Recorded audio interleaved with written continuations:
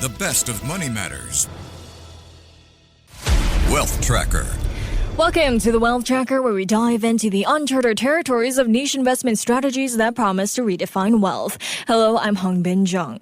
Now, as they increasingly shoulder heavier liabilities, Gen Zs and Millennials are falling behind their older counterparts in building their nest egg for their later years. And that's according to a DBS study. In fact, Gen Zs and Millennials are the least invested amongst all pre-retirement age groups. Why is that? Is it time for Gen Zs and Millennials to reconsider their investment strategies and reallocate their investments for a brighter future? Well, to find out more, joining me now is Derek Tan, who is the head of regional property research at DBS Group Research.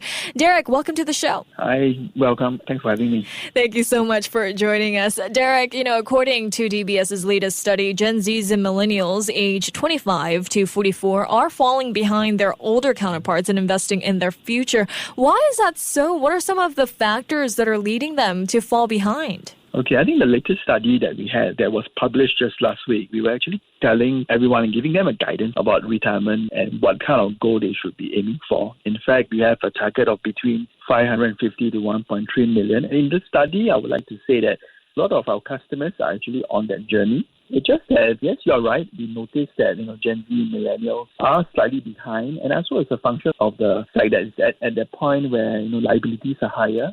They probably have or are in the process of buying a home, building a family, and at the same time have aged parents. So a lot of their funds their money that they get from their regular income is in channeled to expenses. But that said, we also noticed that they've been investing. So I think everyone is well on their way towards that retirement goal. But just that different people are at different parts of that journey. I see. Well, if Gen Zs and Millennials, they are allocating just 15% to 17% of their salaries to investments, what are they spending more on? Are they just not financially stable to allocate more money into investments? Okay, I would say that it's based on what the data has shown. I think given that Gen Z millennials are still very early in the part of their careers, so their income potential is still way ahead of them. There's a lot of avenues for them to still grow their income through building on their careers.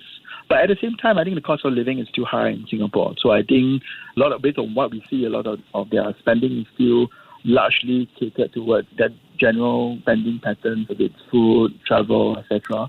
However, I think what we also note is, interestingly, that while they allocate just 15 to 17%, a lot of that actually goes into very, very safe investments like T-bills, Singapore savings bonds, that give you a lot of capital protection, but returns only 3 to 4%. So the key question to ask, is that enough for you if you have an aspirational goal of growing your nest egg to 1.3 million? What it means is that if you continue to invest very safely, you will need to invest more, or your goal, you will need to readjust your target in the medium term. I see. So what are the, investment trends amongst Gen Zs and Millennials then? What are they investing in and what are they investing for? Okay, based on what we see, a lot of generally our customers are a conservative bunch. I think that's for everyone. And the proportion of investments into the safer instruments like T-bills, your Singapore savings bonds, form about close to maybe 50% of the overall investment bucket that we look at. Compare that to someone who is older, in their late 40s to 60s. They are probably investing between 60 to 70% of their investments into these safe instruments. So that then you just need to ask yourself, are we, for younger customers with a good 2 to 3 market cycles ahead of you, are you too conservatively positioned? And I think that's our view, given the fact that we look at historical data points, you look at equities as an investment class. And I'm talking about indices, we're talking about the S&P 500, Singapore and Asia. I think the returns would far outweigh that if one were to be largely invested in bonds and also in the safer instruments. So one of our key message is for the younger customers is to be brave, also take calculated risks, understand a little bit more about how market trends will be your friend. And I think the thing to note is time is your friend. And your future self will thank you if you invest at the right return. That's how we see that. I see. Well, on that note then, Derek, to be safe, how much of their salaries should they be allocating to investments? And can they afford to allocate more of their salaries into investments? Okay, I think there's no magic number, but for us, we have a general guidance for a younger customer. We would recommend having a portfolio that's weighted more towards equities as an asset class. So, for example, now we're seeing a 50% allocation. We will recommend tweaking that to probably 60-70% equity, 30%, 40% bonds, and then you get to see that actually your returns compound faster. And while things may get volatile in the near term, it has also shown that studies have shown that if you were to invest consistently, less emotionally, then you can actually ride out the cycles and emerge stronger. Right. So, Derek, when it comes to older counterparts here, how do they differ? I mean, what are the key differences in investment styles between Gen Z and millennials versus their older counterparts? Okay, what we also notice that for the older counterparts, they are largely conservatively invested. So what we see is that close to 80% of their 70 to 80% of their funds are in the safer instruments like T-bills and SSB. It is great when returns were decent over the past couple of years, 3 to 4%. The key question to ask is it still going to be so in the next 2 years or so when interest rates are potentially coming down, although a bit more slower? I think they are positioned right in the right space. But however, I think that there's interesting angle to look at. I think a lot of older Singaporeans or older customers has over time rode the upside in the property cycle. So the key question is, if you start to question or start to look at yourself and you find that liquidity is not enough, so sometimes to consider, right-sizing your property. Over time, we do see our older customers starting to look at this as an avenue to increase liquidity for themselves. I see. Well, overall then, should Gen Zs and millennials then shift their investment styles? I mean, what can they learn from the older counterparts?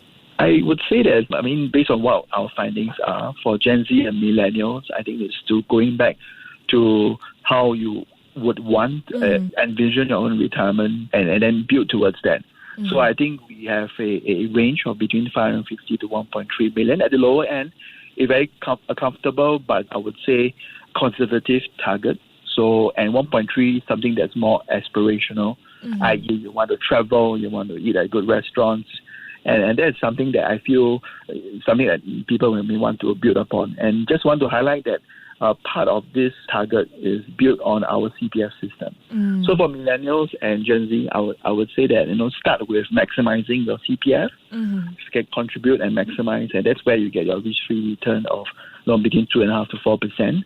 Anything that you have additional, do consider to tweak your portfolio towards more equities and invest consistently. I think what we saw is that a doubling of customers that invest regularly through our DG portfolio. And then this shows you that a lot of people are thinking about their future self. They're investing regularly. And by investing regularly, compounding returns, you actually ride out a lot of the volatility. This is something that we're heartened, this trend, and I hope this will continue to grow. I see. I mean, if you ask, especially Gen Zs to envision, what they want their retirement to look like, they might respond with, it's a bit too far. So, Derek, why is it important for Gen Zs and millennials to invest in their retirement now rather than later? I would say that what we noted in our study is that the earlier you start, the more cycles you have in front of you, the lower amount that you need to put in. So we also found that for every 10 years that you delay, to achieve the same target, you need to double your money. So if you start at 25, you put in $600, and if for the same amount, if you start at 35, you put in 1,002. So this tells you that I think time, the ability to compound, and I think this is something that a lot of us should start to think about. Having a small part of your income, you may not go to that restaurant that you want to spend a nice dinner on, and then start to pay your future self first. I see. Well, now, according to you, Derek, across generations, the question of whether 1 million Sing dollars is enough for retirement remains a hot topic. So I'm going to throw this question back to you. Is $1 million enough for retirement? I will go back to our study and I think I would say that it really depends on what you need and what you aspire towards this comfortable retirement number. In our report, we recommend that range of between 550 to 1.3 million. So I would say that, for Singapore, I think given that, we are in a strong position as a country, where over the past couple of years, we've seen real income growth. It put us in a very solid position to start to think about the future. So I would say that for Singaporeans looking at us having a very comfortable retirement here, that range, I think is doable. More certainly if you have more aspirations, but that's something that we should target to work on. That should be the target that you're looking at. Just to repeat what you said there earlier, I mean, DBS has recommended that by 2030, a 65-year-old retiree should aim to accumulate $550,000 for more conservative needs and up to, $1.3 million for more aspiration wants, such as travel, hobbies, and charitable giving. So how can one achieve that goal? I mean, what are some recommendations? Okay, I think for us, we also seen that a lot of individuals have started their journey, right? So, they have started to invest a little, a part of their income, to start to take charge of their financial future. So I would say that, part of it, of looking at building that nest egg, the three tenets to think about. One of it is horizon, meaning that, the earlier to start, the easier or more attainable that goal is. The other thing is look at returns.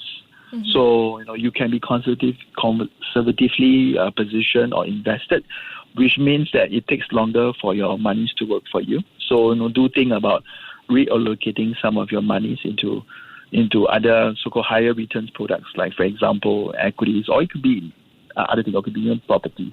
Last and not least is the amount. If one can, if you do continue to do well in your career, you get that additional bonus, you get that additional increment.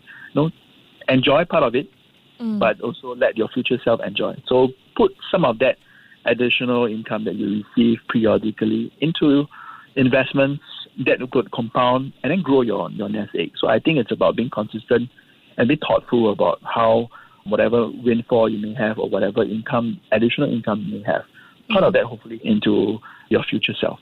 I see. Well, meanwhile, also according to your DBS study here, more individuals are taking charge of their financial future, with 1 million DBS and POSB customers actively investing and insuring. So why is it important for individuals, no matter how young or how old, to take charge of their financial future?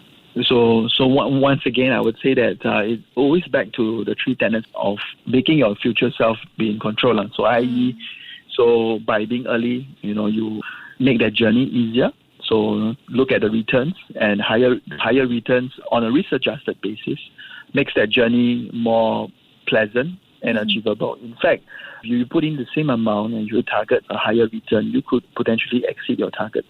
So meaning that if you're just gunning for a very conservative, comfortable lifestyle, but if you invest correctly, potentially you could have additional funds or monies that could surprise you, and then you can then pay yourself a good holiday, for example, in the longer term. So I think that these are key tenets that being early, let the power of compounding work for you, and then if you can, just invest more. I think that's something that we like to leave with listeners and our customers. I see. So how can individuals, also find the right tools to help them know what to invest in and how to invest in for their future?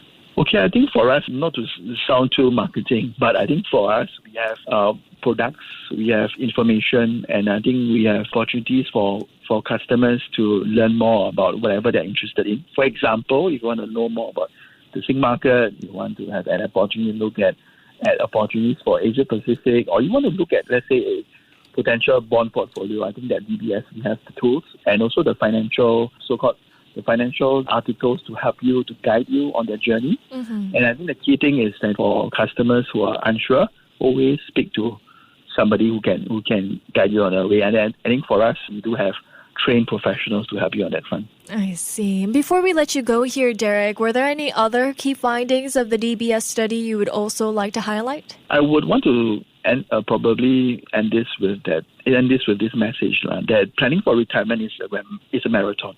So it's not something that would happen that you start today and then you see the fruits tomorrow. Right. So be early, be consistent. When you invest, try to remove that emotional content, and then and that would pay dividends in the medium term. So I just wanted to highlight that with this, if one were to have this as part of their behavior, then I think that in the longer term, your future self will thank you for that. Amazing. Well, thank you so much, Derek, for your time and your insights today. All right. Thank you very much. Thank you. That was Derek Tan, who is the head of regional property research at DBS Group Research. This has been the Wealth Tracker with me, Hongbin Jeong. Before acting on the information on Money FM, please consider if it's suitable for your own investment objectives, financial situation, and risk tolerance. To listen to more great interviews, download our podcasts at audio.sg or download the audio app. That's AWEDIO, audio at the App Store and Google Play.